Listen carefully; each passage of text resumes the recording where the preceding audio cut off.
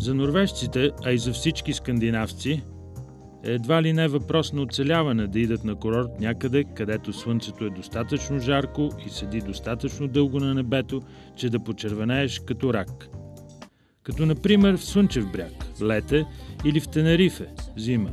В името на парадокса обаче, ние решихме да проверим какво значи да прекараш ваканцията си на място, за което повечето скандинавци биха възкликнали. Не искам да съм там. Къде? Зад Северния полярен кръг. И по-точно на норвежкия архипелаг Лофутен, който за нас двамата с Грета се явяваше нещо като Акапулко на Арктика.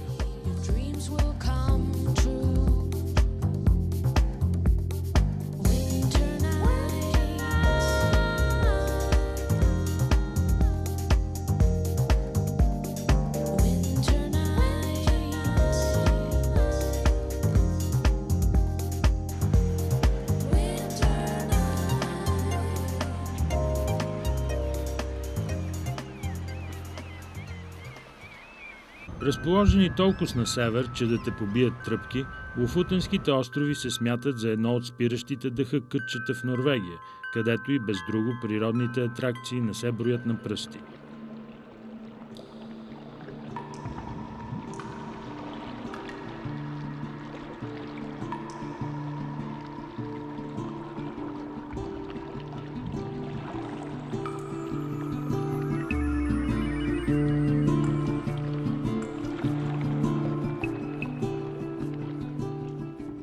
Най-южният остров се нарича Москенес и с неголям ферибот една юлска сутрин се отправяме натам.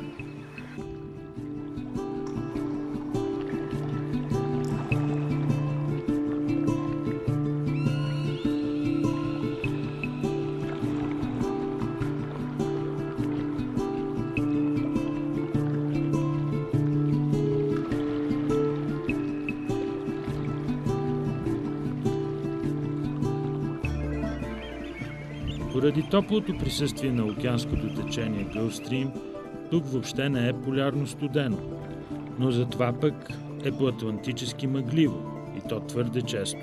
Когато акостираме, уникалната геология на Москенес остава само загатната, увита в сива пелена.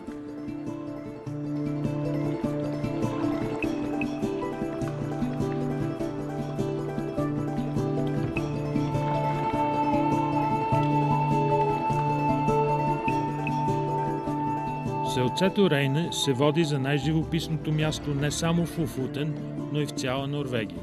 Говори се, че художници от различни националности идват тук, привличани от причудливите форми на скулптираните през ледниковата епоха скални върхове, които в комбинация с косената арктическа светлина създават възможности за интересни творчески решения.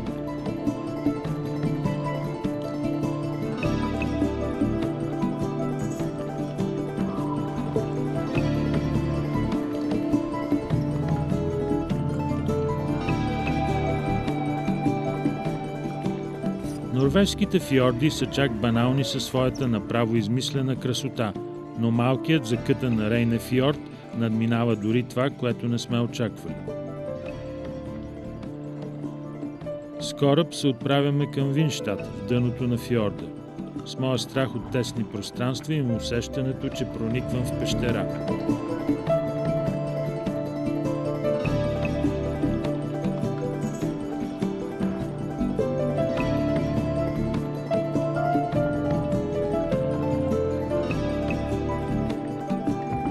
Слизаме на брега под отвесен гранитен обелиск. Тези главозамайващи игли се изстрелват в небето почти направо от бреговата линия. Нататък продължаваме пеша, за да прехвърлим гръбнака на острова и се озовем на западното му крайбрежие, посеяно с пусти бели плажове.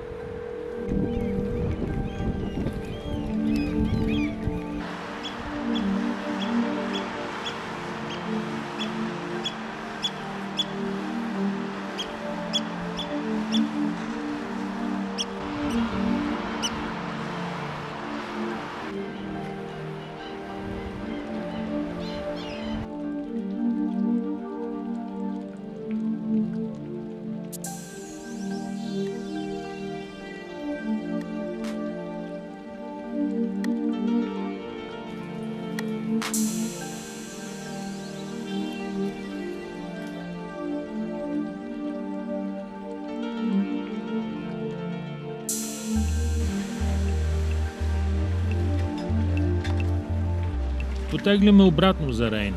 Денят би трябвало отдавна да е свършил, но не и в тези географски ширини.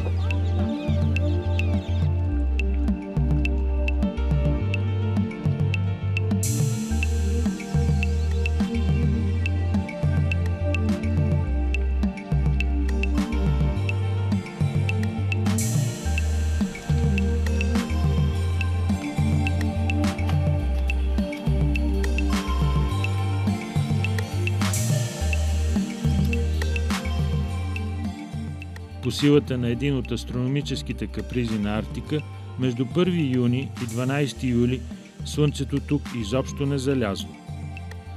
Това обаче не го прави по-топло или подходящо за слънчеви бани, тъй че да хванеш тем по тия места е трудна работа, въпреки прекрасната възможност денонощно да се излагаш на слънчевото облъчване. Безмислено е, повярвайте ми.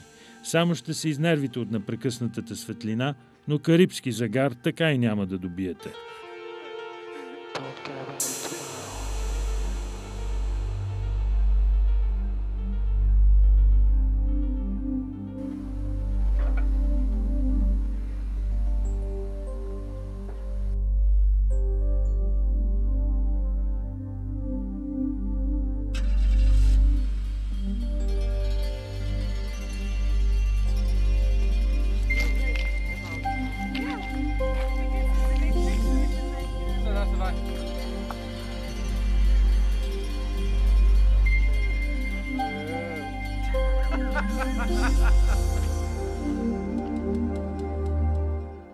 В най-южния край на остров Москинес се намира рибарското селце, наречено О, абсолютен световен рекордьор за краткост на географско название.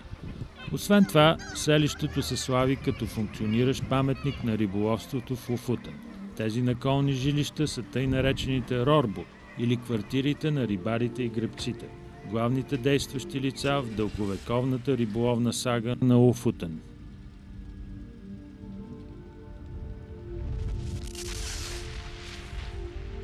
Исторически архипелагът е бил в центъра на ожесточени борби за риболовни права от незапомнени времена.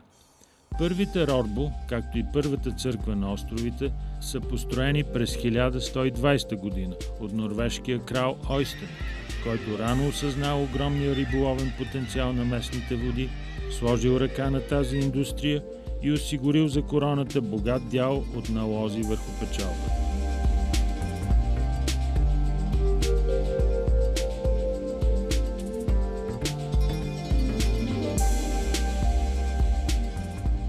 Още от ранното средновековието до днес уловът на арктическата риба треска и нейната обработка представлява смисъла на живота за малобройното население на Лофутенския архипелаг. Макар количеството от треска непрекъснато да намаляват, в днешно време уловът продължава да е значителен – 50 000 тона годишно. Тъй като технологията за консервация чрез осоляване достига осамотения полярен архипелаг чак през 16 век, традиционното съхраняване на рибата чрез сушене на открито се практикува и в наши дни. Съгласно този древен метод, всяка година хиляди тонове риба се обезглавяват, сортират се по размер и се връзват две по две, след което се окачват да съхнат на дървени скелет. Още преди да се увесят за сушене, почти нищо от треската не се изхвърля. Езикът е местен деликатес, продаван на парче. Хайверът се осолява в огромни немски бъчви за вино, а главите се изнасят за Нигерия, където се използват за основа на пикантна рибена чорба. Разбира се, не бива да забравяме черния дроб на треската, чието богато съдържание на витамин D го е направил популярен навред по света. Всяка година хиляди бъчви с екстракт от черен дроб се експортират за Европа и тежката му миризма се носи навсякъде в О и Рейне. Местните казват, че така миришат парите.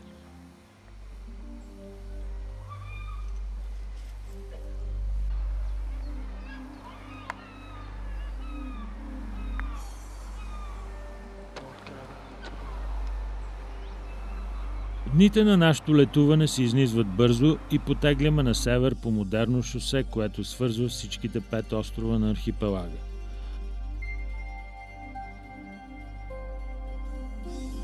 В Фолвер, административният център на Лофутен, хващаме ферибота обратно за материка, без да подозираме, че само 5 месеца по-късно отново ще бъдем тук, този път за да прекараме Коледа.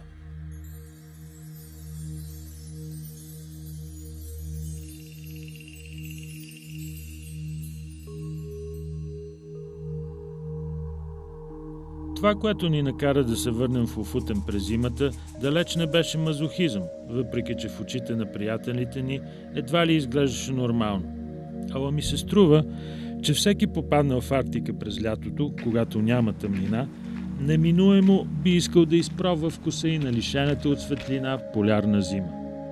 Поне ние бяхме страшно любопитни да изпитаме от първа ръка какво значи това.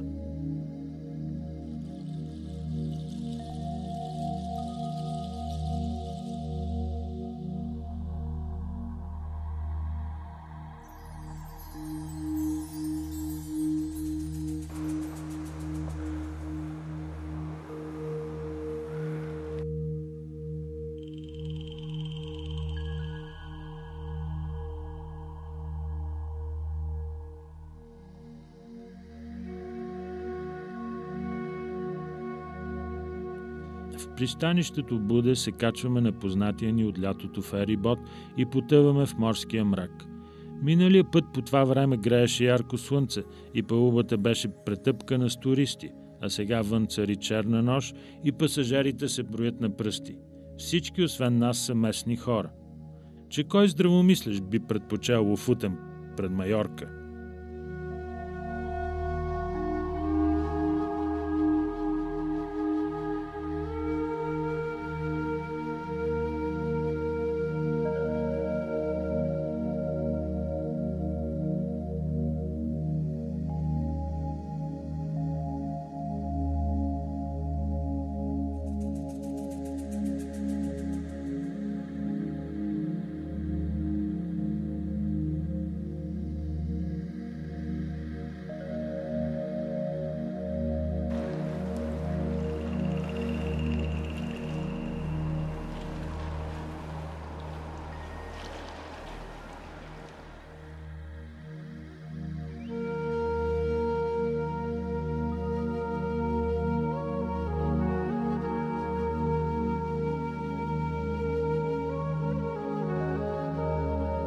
Спираме в селцето О и се настаняваме в едно оригинално рорбо, което е обновено в курортно жилище.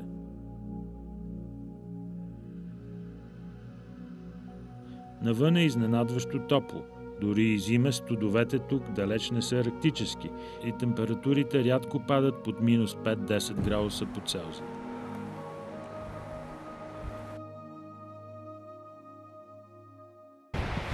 Намираме се в Лофутенския архипелаг в Норвежко море, зад полярния кръг, 68 градуса северна ширина. Сега е 2 часа след обед, както виждате вече е тъмно, но датата е 29 декември, тъй че сме в период на полярна нощ. Слънцето въобще не изгрява. Днес е доста студен и ветровит ден, но въпреки това мястото е чудесно и природата е невероятна.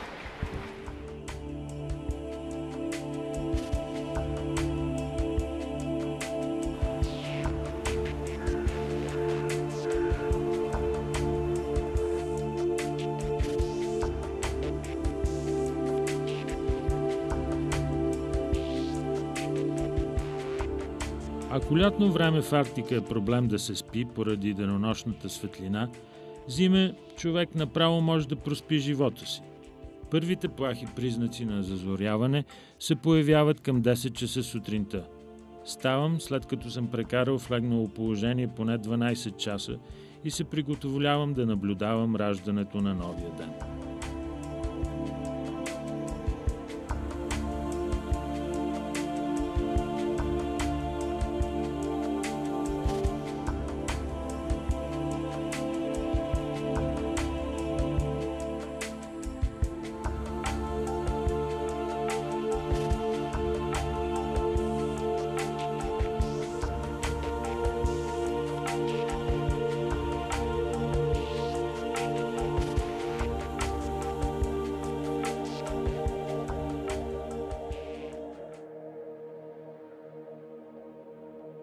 Въпреки всички напъни на бащата Слънце и майката Земя, Денят така и няма да се роди днес на Лофутенските острови.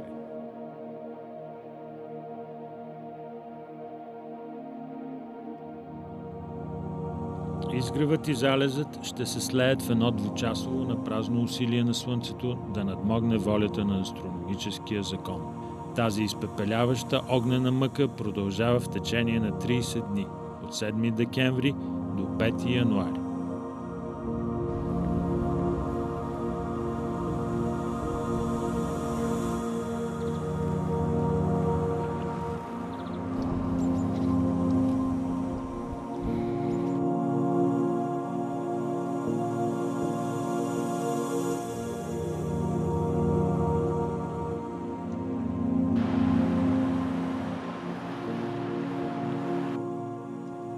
Не ще и дума, че не можем да пропуснем да посетим отново и Рейне. На борда на корабчето, обслужващо рибарските хижи във вътрешността на Рейне фьорд, ние естествено сме единствените пасажери.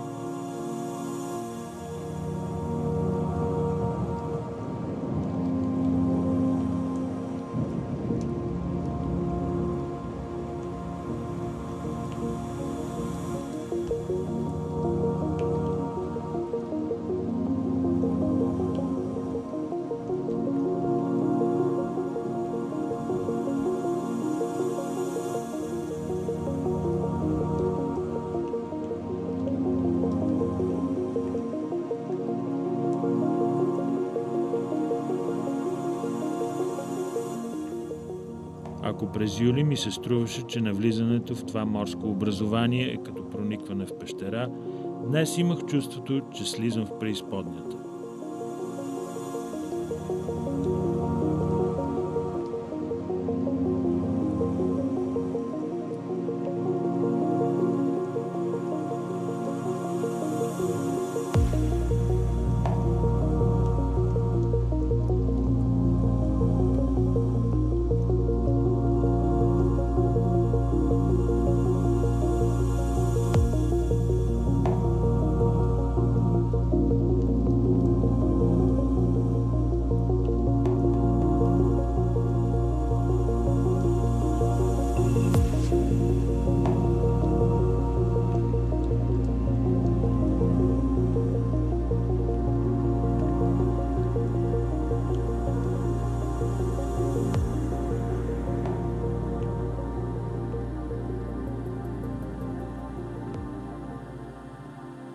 Обратно на сушата, дървените весилки, отрупани с риба през лятото, сега са мъртвешки празни.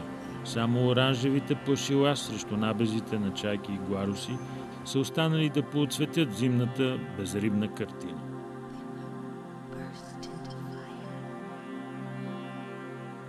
Връщаме се пеша по крайбрежието обратно в О. Така или иначе автобуси по Коледа има само 2 пъти дневно.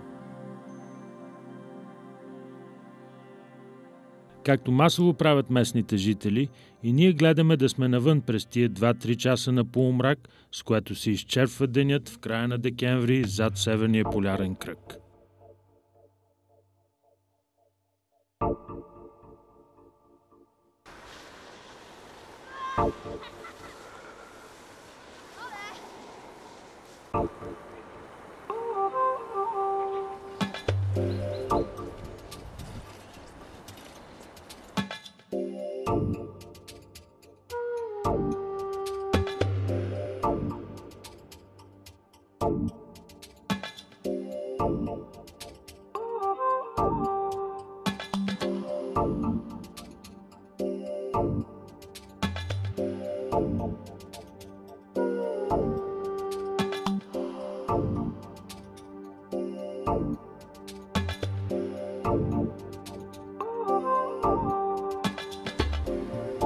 Южните морета може да са неустоими, но един курорт в Арктика също не е за изпускане. Опитайте!